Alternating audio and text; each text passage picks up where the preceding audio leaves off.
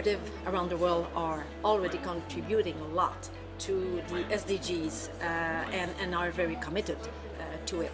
And it is in the area of employment, food security, poverty, financial inclusion, education. But we are very proud today at the UN to launch the International Day of Cooperatives and be able at the same time to invite our members around the globe to commit and engage into a pledge on the platform which will be the ICA platform for the SDG 2030, and in order to make sure that we have concrete actions and concrete pledge to support the United Nations SDGs.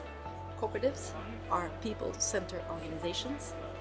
They are active, bring people and businesses together. We are active in the area of farming, financial services, energy, consumer goods, and in that context we have a very concrete contribution to building a better world for people and communities. Yeah, cooperatives can play a fundamental role in the achievement of SDG 8 on decent work for all and inclusive growth. Today, 250 million people are employed by cooperatives. And this is not only about the quantity, but also about the quality of jobs, because cooperatives also induce formalization. So that means access to social protection, access to labor rights, labor protection. So there is a fundamental role that they can play in implementing, in particular, Target 8.5 in promote decent work for all.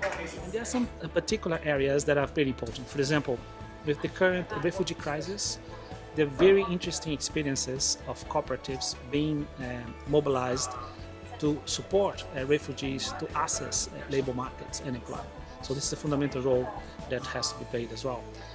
In addition, in the ILO, there's an important discussion on the future of work. So the new forms of work that are coming, that will be how work will be organized in the future. And again, cooperatives are an important player in this process. Looking at the perspective of the FAO, where particularly our mandate deals with, of course, food security and nutrition and sustainable agriculture, we know that actually the majority of the people who are left behind are in rural areas and they work in agriculture.